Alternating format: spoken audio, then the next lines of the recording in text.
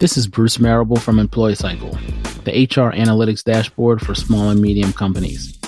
Since we already host an HR podcast, we thought the best way we could provide value is to share interviews about how HR and business leaders are trying to reduce stress and anxiety with their employees during this coronavirus public health crisis.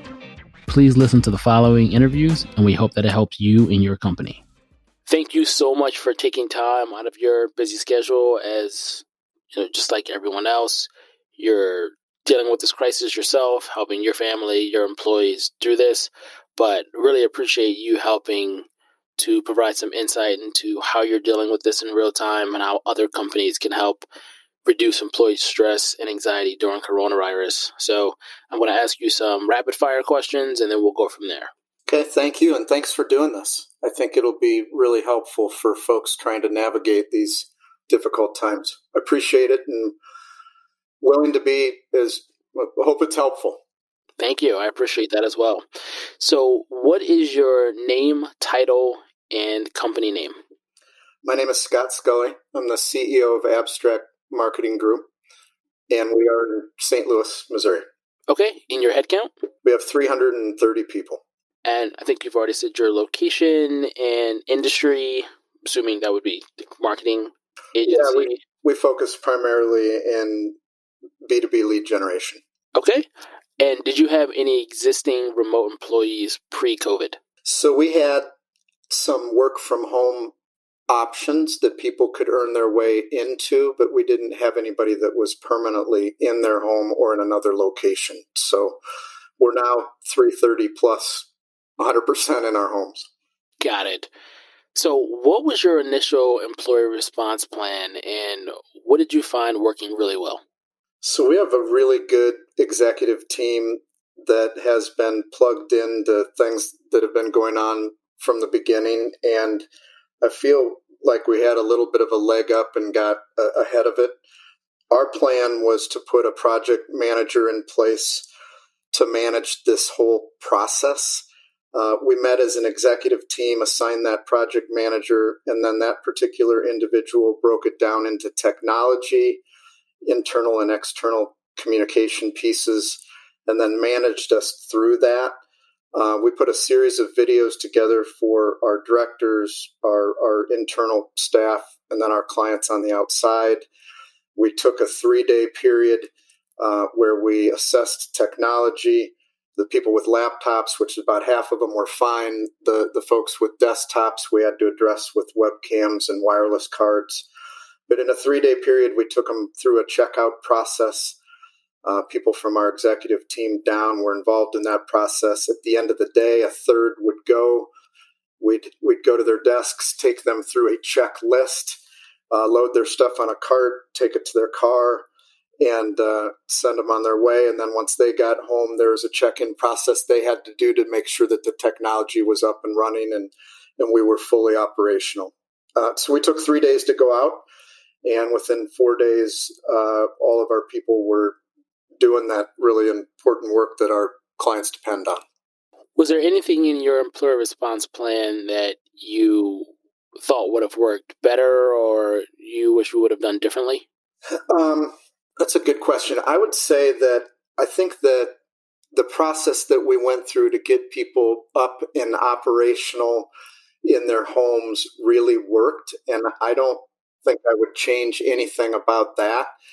I feel like I wish we would have prepared people more emotionally for leaving the office, that separation, and just going home as an individual and things they could do to be productive. We've since then picked it up, but I would do more from that perspective up front. Great. And was there anything that surprised you during this crisis? Honestly, it surprises me just what people can do when they pull together and there's a common enemy. This virus is this invisible enemy, and we're all up against it. And when there's something like that that's going on in the world or within an organization, it's surprising how people pull together quickly, get more unified, and what they're able to accomplish. And I am a huge believer in our team, but it just continues to amaze me every day how much more they do and what they're willing to do and what they're willing to sacrifice for others. It's been great. And with that being said, how are most of your employees responding? They have been amazing. We are seeing actually an increase in productivity. They're just doing whatever they can for our clients. We have a lot of clients in New York and California, areas that are really getting hit hard, and they've been respectful and just working to do whatever they can to be supportive. There's a lot of things that we have in place from a cultural standpoint to stay in touch. So it's pretty easy to see through virtual huddles and the games that they're playing that they're having fun with it and making the most out of their time at home. So you just helped me with my transition. The next question I was going to ask is, do you find your company coming together doing any interesting or unique things, such as, well, I mean, I guess now a lot of people are doing virtual happy hours or hosting gym or home fitness classes or bartending classes. I've seen a lot of different interesting things. Are there anything that you can share that you've seen your employees doing or that you're providing your employees during this? Absolutely. We have an amazing team that works on our culture only. And there are so many things we're doing every day. We have each team has a virtual huddle. We have a game that's going on every day where each team submits a picture of their best representation of something. Yesterday was, best hairdo. Today was strangest thing in your closet. The day before that, it was cutest pet. And they submit their pictures, and then we vote internally and put them out online socially and get engagement out there. We've got the guy that's ahead of our cultures put a request thing together, and you can request a song, and he goes and records it. Just a lot of different things to keep the mood light and get people playing games and sharing their experiences at home. It's been fun. Actually, a lot of them I think we're going to try to continue when we get back into the office. That's pretty cool. So what is your next step moving forward? Well, the next step is just to continue to figure out what spot our clients are in, and some of them, the way that we're supporting them, it's different than what our actual engagement is, depending on where they're at in the country. So we have to kind of define what our offering looks like for them during this difficult time and how we can be the most supportive. This bill did just get passed, so we have to navigate through that this weekend and figure out what that looks like and how it could potentially help some of our customers feel more comfortable about what business looks like for them around the corner.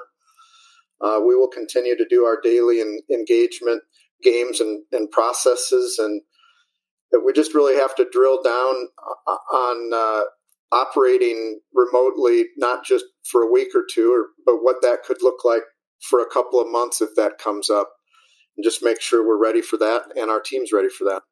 Any last tips that you or advice that you would like to provide to business leaders listening about how they can continue to help reduce employee stress or anxiety? Yeah.